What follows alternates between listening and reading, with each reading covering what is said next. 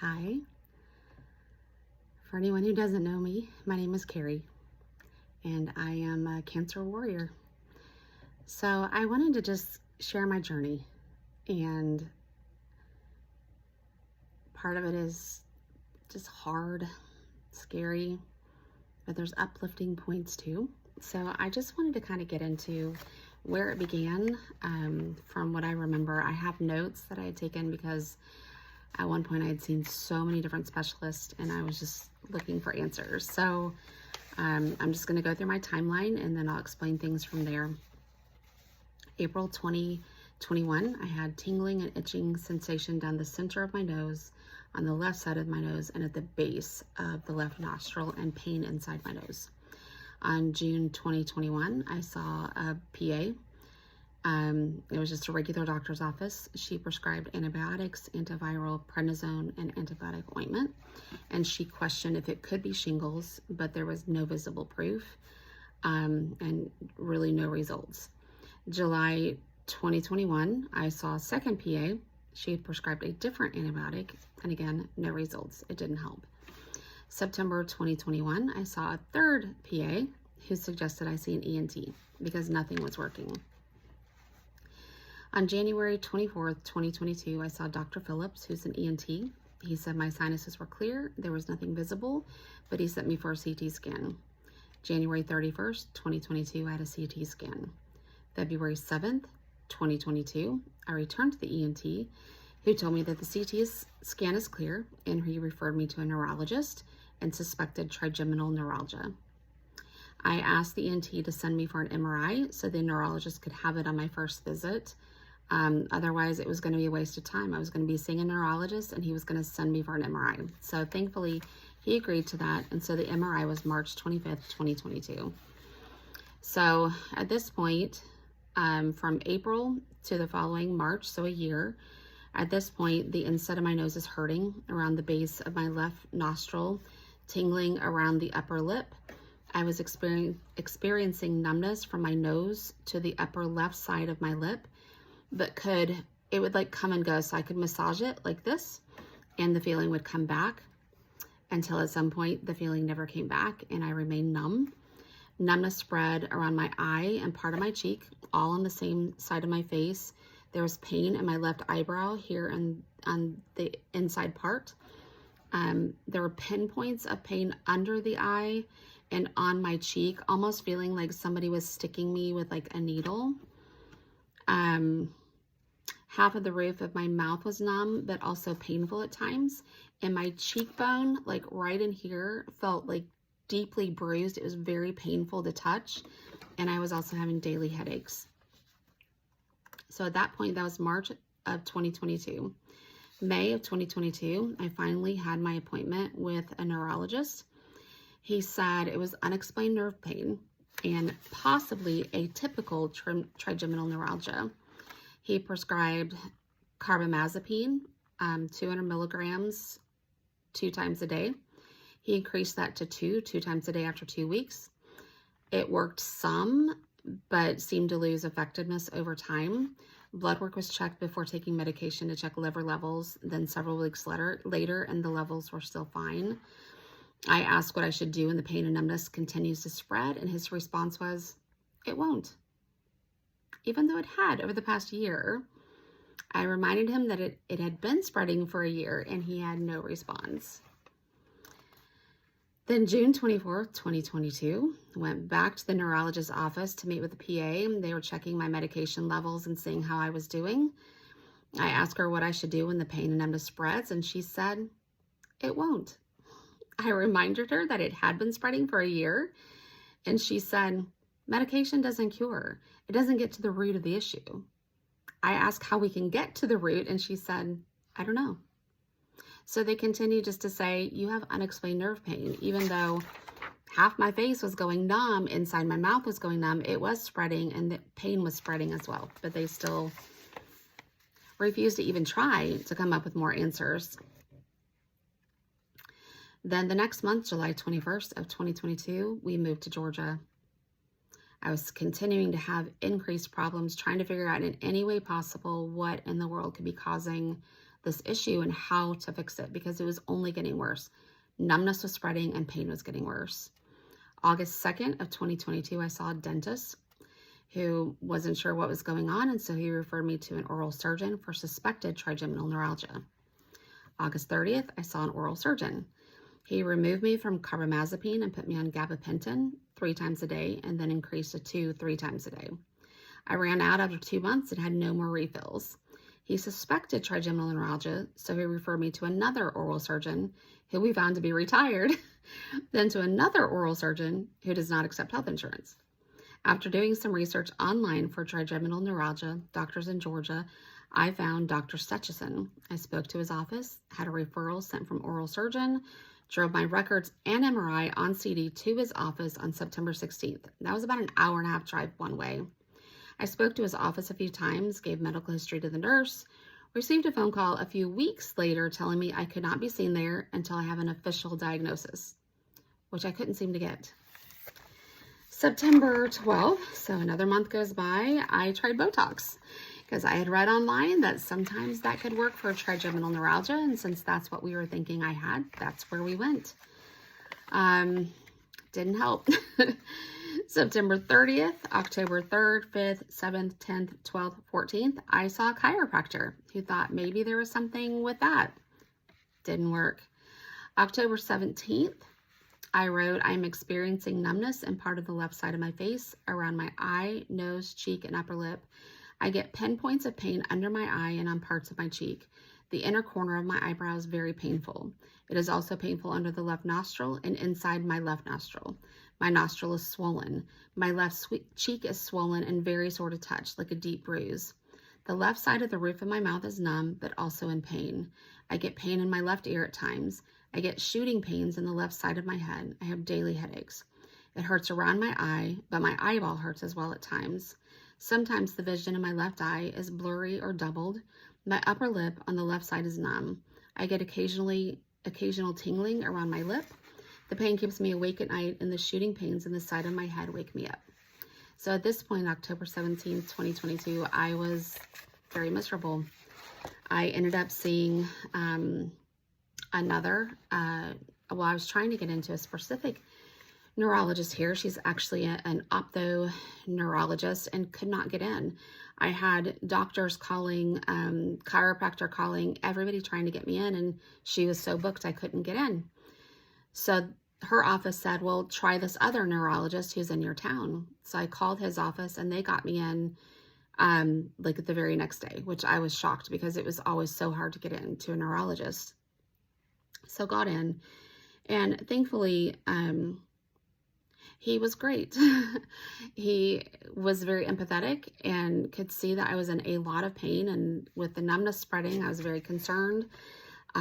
His thought was possibly the same thing that everybody else was thinking, that possibly I had trigeminal neuralgia.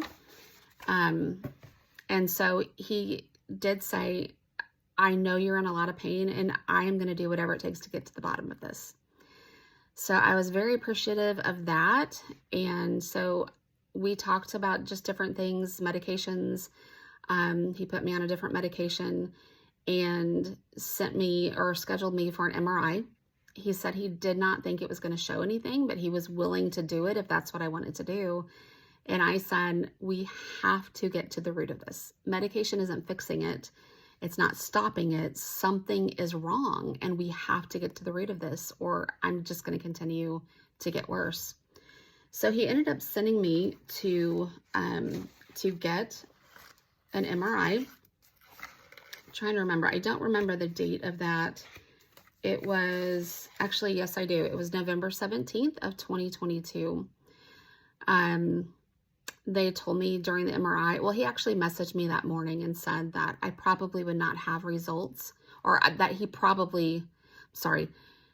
messaged me that morning and said he didn't expect to see anything, like no real results from that to tell us what was wrong. And so I said, that's fine. I'm still going anyway. So I went and got the MRI done. They told me it would be 24 to 48 hours before I'd hear anything. And within 2 hours of being done, my neurologist was on the phone with me. He had already spoken to a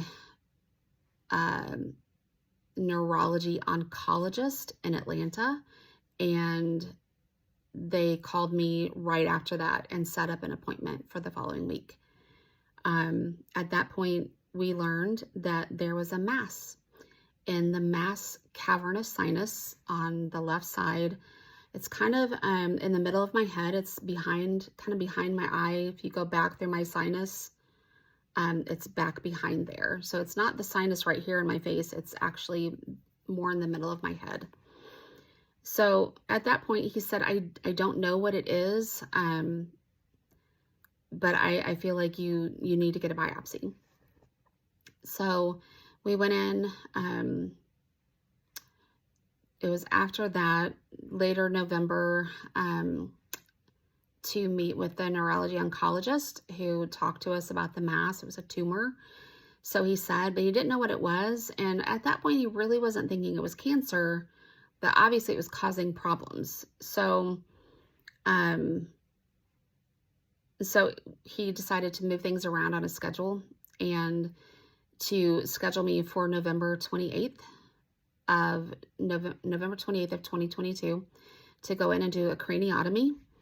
And with that, that was the only way that they could go in and take a piece out to see what it actually was. So the hope was that they could go through my nose and get to it, but because of the location, they couldn't. So a craniotomy is when they actually, the plan originally was to cut about this size on the side of my head, about my hairline, and they would have to open up the bone and go in and take a biopsy.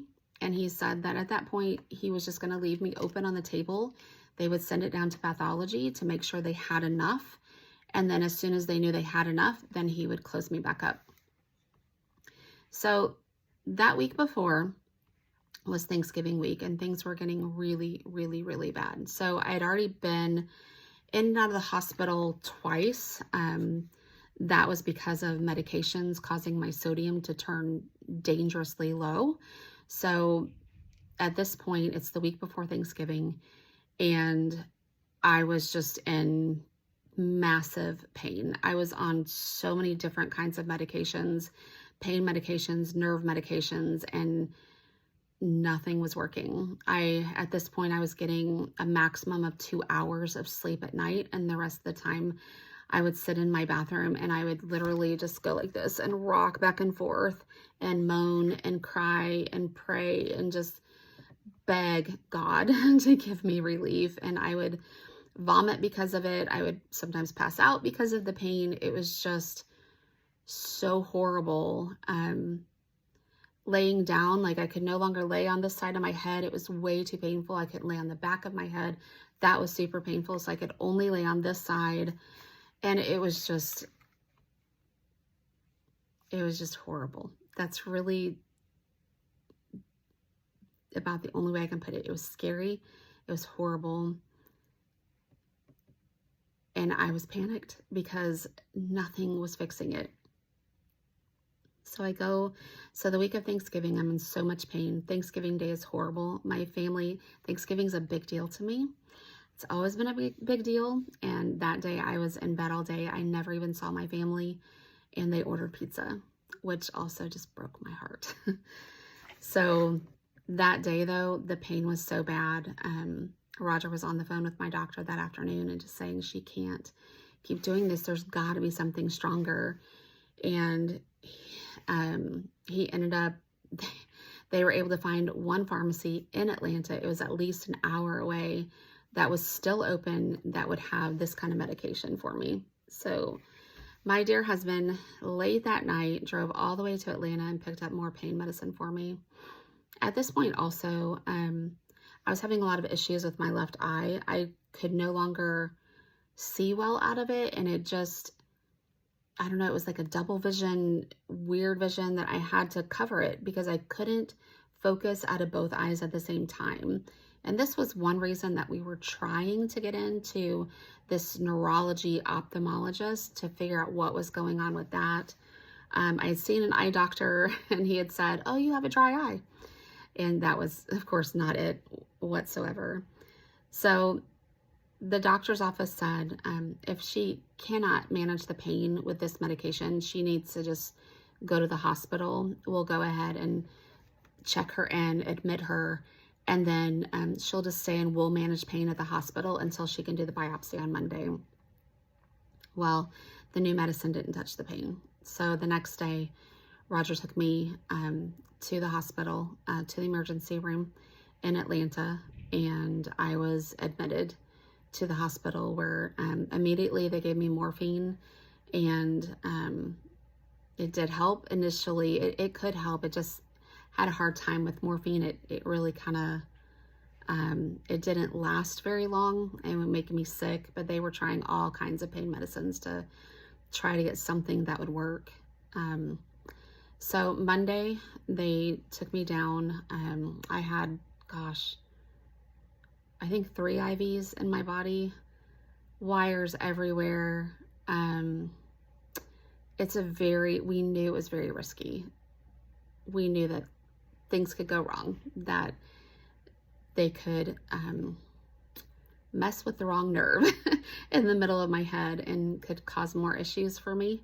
And so thankfully my doctor said he wasn't a risk taker, that he was going to do what he could, but he was going to be as careful as possible to not damage me more. So he got in to do the surgery, and they had, it was a big deal. There were a lot of people.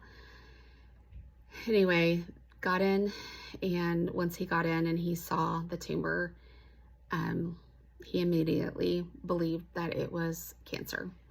So he ended up changing the incision from being this to being this, from center of my ear to top of my head. So bigger metal plate in my head. I think I had 21 staples, and he took out what he could, but the issue was that the cancer was, you have these nerves. It's trigeminal, so it's 3 going through, and it kind of goes from here through your face like this. And at this point, it's affecting this, and this. It's affecting all of them. But the problem is you've got all these nerves running through your head too, and cancer was just wrapped around those. And it was around the carotid artery, and it was also around all of those other nerves, and so it was causing just a lot of damage. And so he took out whatever he could, but that was the best he could do. I mean, he couldn't take it all out, because to try to remove it from the nerves would have basically made me a vegetable or even killed me. So he took out what he could, but I'll tell you, like, God was in that, because what he took out relieved the pain. I came out of surgery and I was not, pain from surgery, like, oh, that was tough. Like, my eye was so black and swollen shut, and my face was bruised and swollen, but the pain from the nerves was gone. And I have to say, like, to me, that has to be completely God, because I can't see it any other way, that what he actually removed was enough that it relieved me of pain. So I'm grateful for that. I spent the next 3 days in ICU with the best nurses ever. But it was, so I had the craniotomy on Monday. Tuesday morning, he came into ICU to check on me.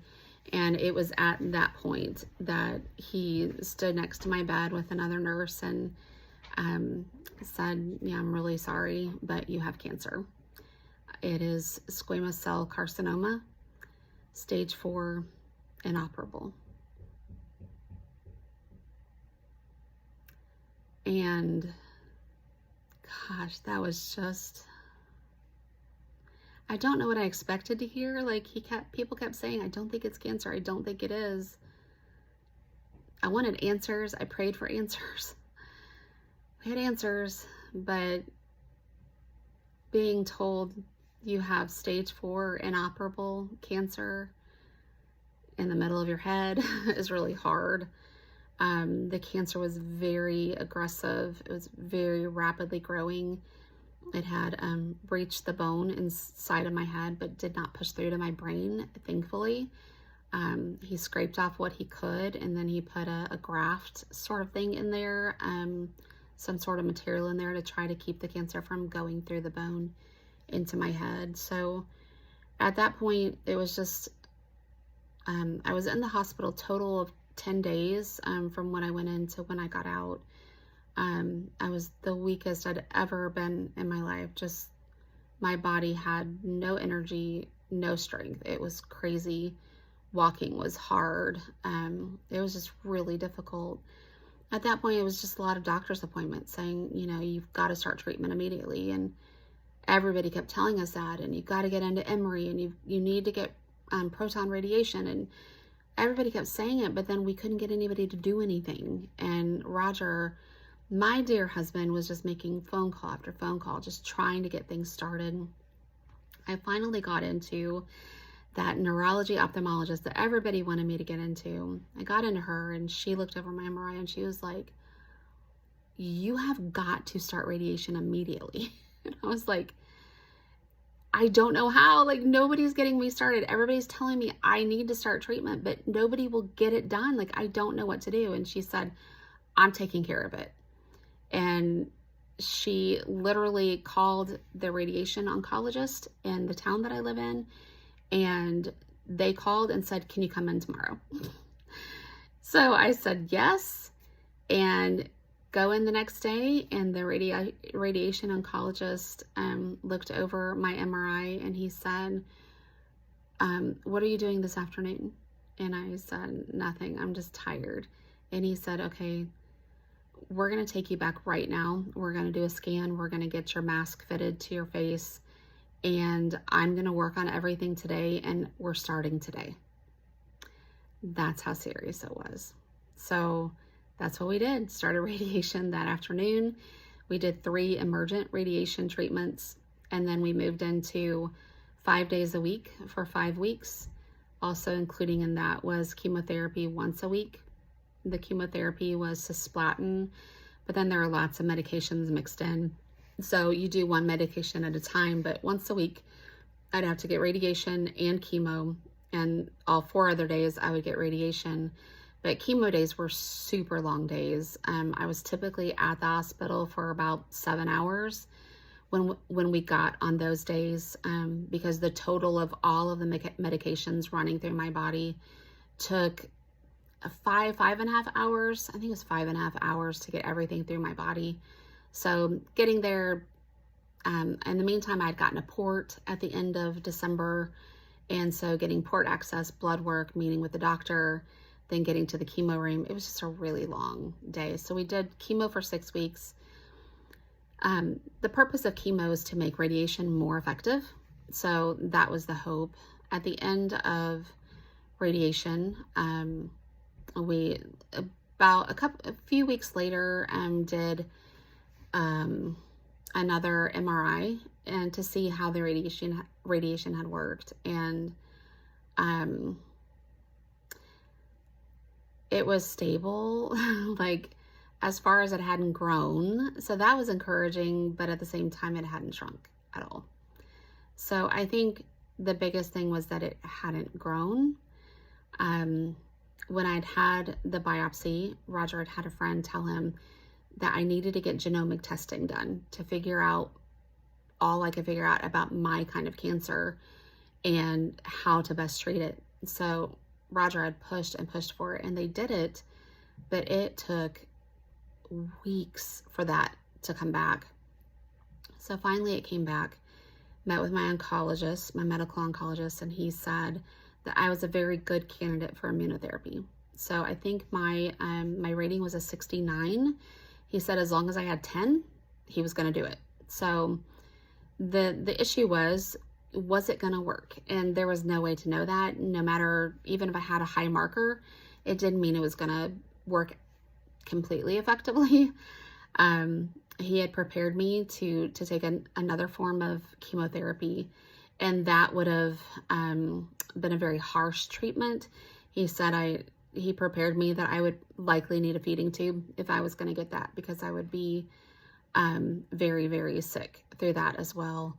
But we gave it a chance to work immunotherapy before doing the chemo. Ended up doing another MRI, and everything was stable. I don't remember at that point if it had shrunk at all, maybe barely, but that was good. I mean, we were encouraged that it was keeping it at bay. It wasn't as effective as I wanted it to be, but it was still effective. So here we are. 2 years out from being diagnosed. I've been on immunotherapy from March of 2023. I think it was end of March, beginning of April. Started immunotherapy. I go every 3 weeks. I get Keytruda.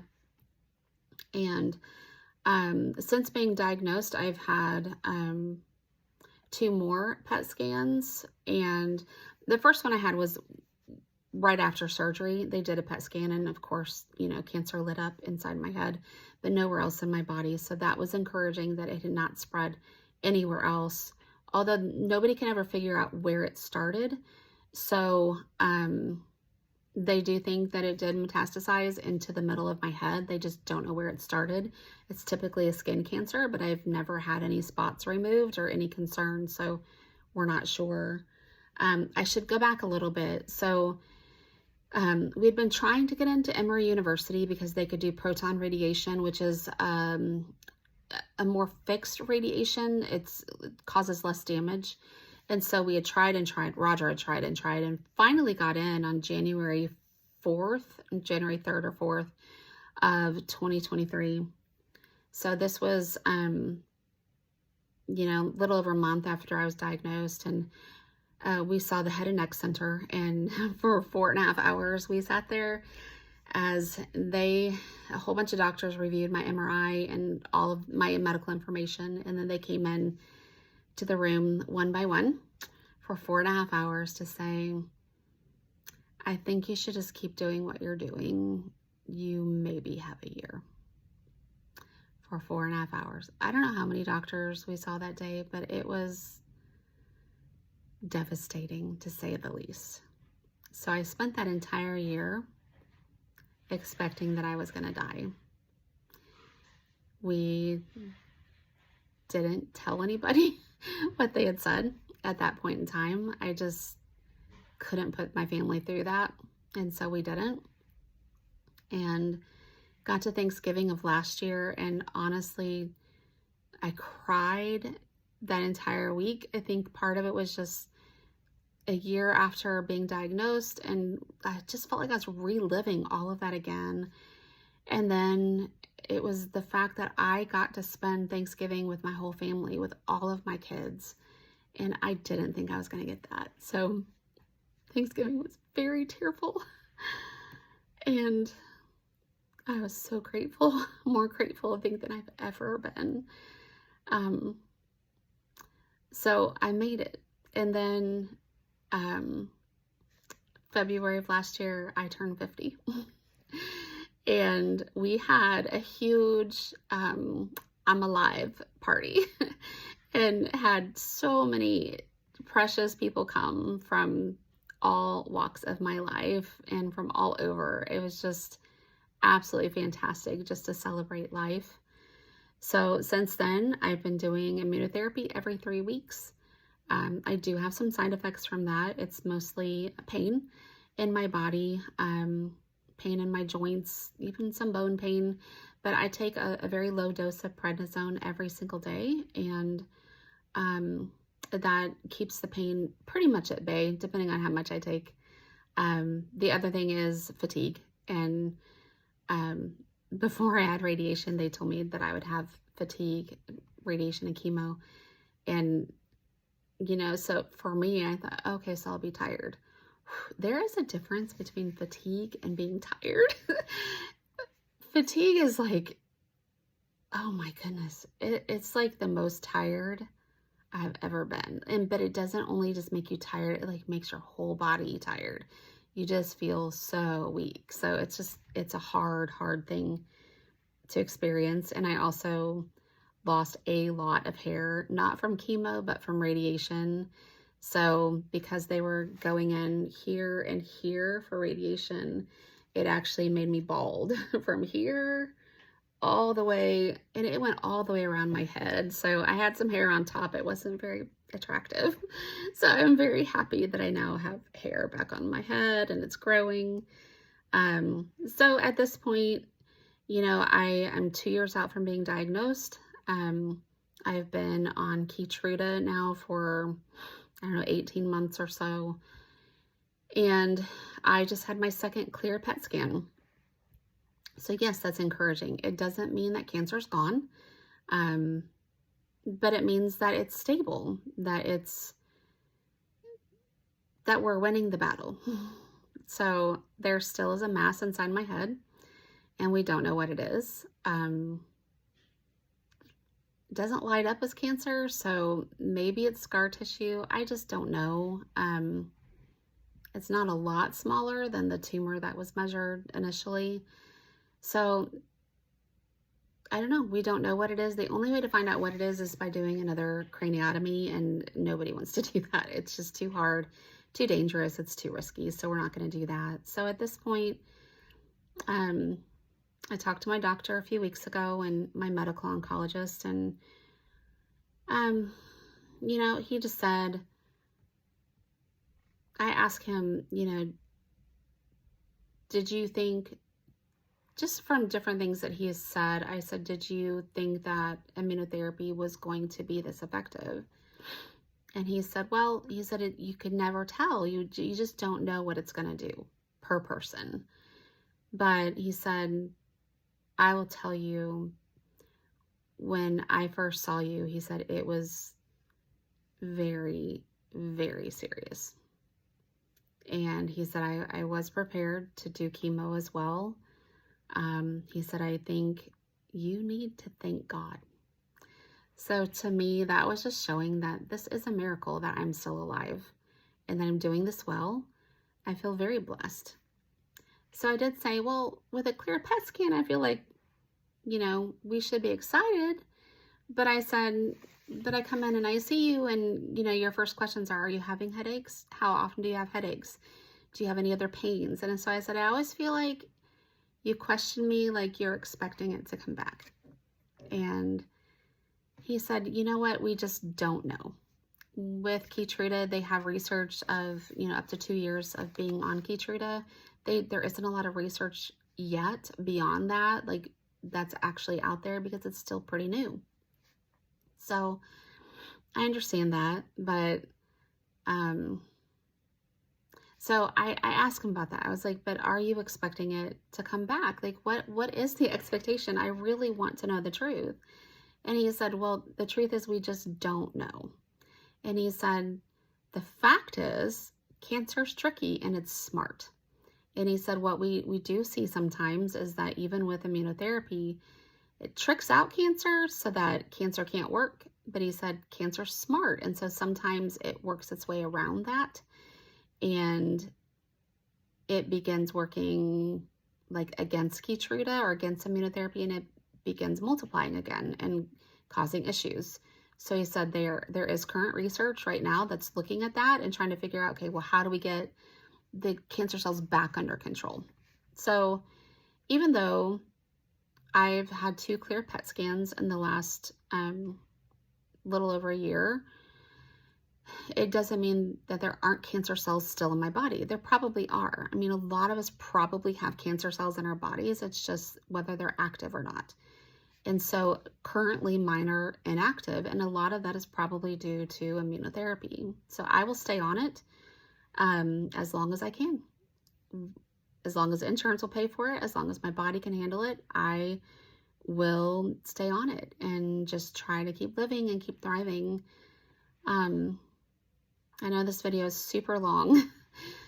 I guess in the end, you know, I just have learned so much through this. And for me, as a Christian, I find myself knowing more that my days are numbered. I was diagnosed at 48, and I prayed and asked God, would you just flip those numbers and give me 84? And my kids would always say 84 or more.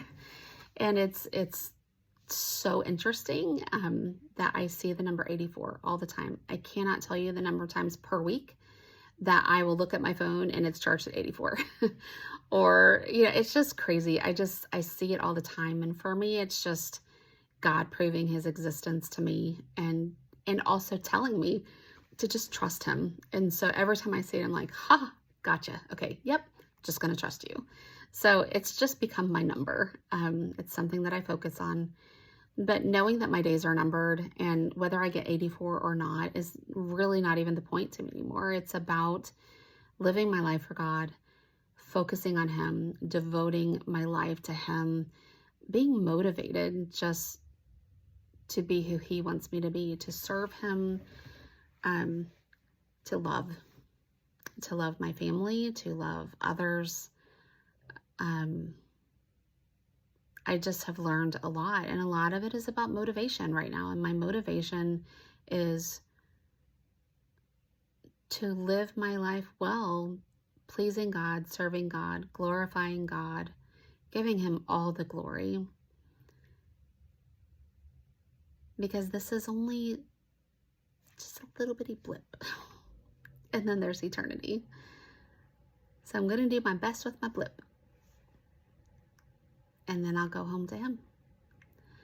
So if you don't know him and you have questions, please ask. You can message me.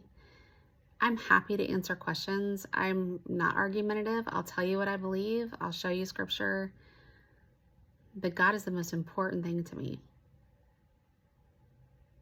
I do believe there is an eternity. And I believe it goes one of two ways. I believe it's heaven or hell. And for those who do not believe, I do believe they will go to hell. And I don't want that for anybody. So if you don't know God and you have questions, please ask. But I would encourage anyone out there to know that your days are numbered. Like, yeah, I have stage 4 cancer, and they're never going to say I'm cured no matter what. They're never going to say it because I have stage 4 cancer, and it's inoperable.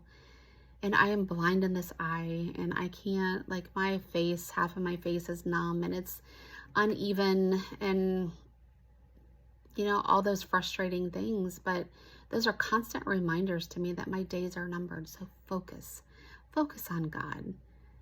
Stay in tune to him.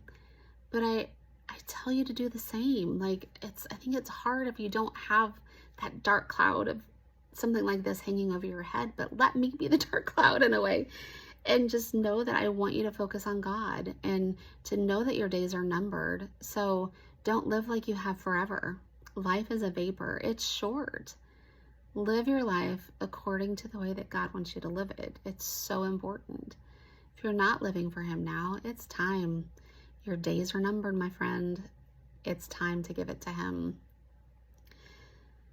God has shown himself to me so many times as just such a loving father through this. He's been with me. There are lots of times when I am in a pit because this is a dark cloud. It does hang over me all the time. I never forget I have cancer because I can't see out of one eye, and because of the numbness in my face, and any little headache I have can lead to panic. Like, is it working? What's going on? And it's always constantly in my head. And so I have those constant reminders, but let me be the dark cloud for you to know that life is short and you could die tomorrow. So don't wait to give your life to God. Don't wait to put your focus on him and on your family and on others around you, and even strangers. Love them, because God loves us so much. And anytime I'm in that pit where the dark cloud just becomes too much, and I'm in the pit and I'm crying and I'm upset and I'm sad and I'm grieving the fact that I have cancer, I don't feel like God has left me. I every time feel like He's just in that pit with me. I'm his child. He loves me so much. He doesn't abandon me. He just goes in the pit with me, and I trust him. I trust him with my life. Even harder, I trust him with my children's lives, that even if I don't get to 84, God's got them. I know that. I know he's enough. It's another thing he's taught me through this entire thing is he is enough for them. That even if I'm not here, he'll be in the pit with them. But he'll also be in the victories too. He is enough. He's enough for you. No matter what you're going through, lean on God. Know he's with you in the pit. He loves you. He's not forsaking you. He won't abandon you. I don't even know that he's really punishing you. I don't feel like he's punishing me with cancer. I think I'm human and this stuff happens. But even though it happens, I'm not alone. And he loves me. And I will praise him in the storm.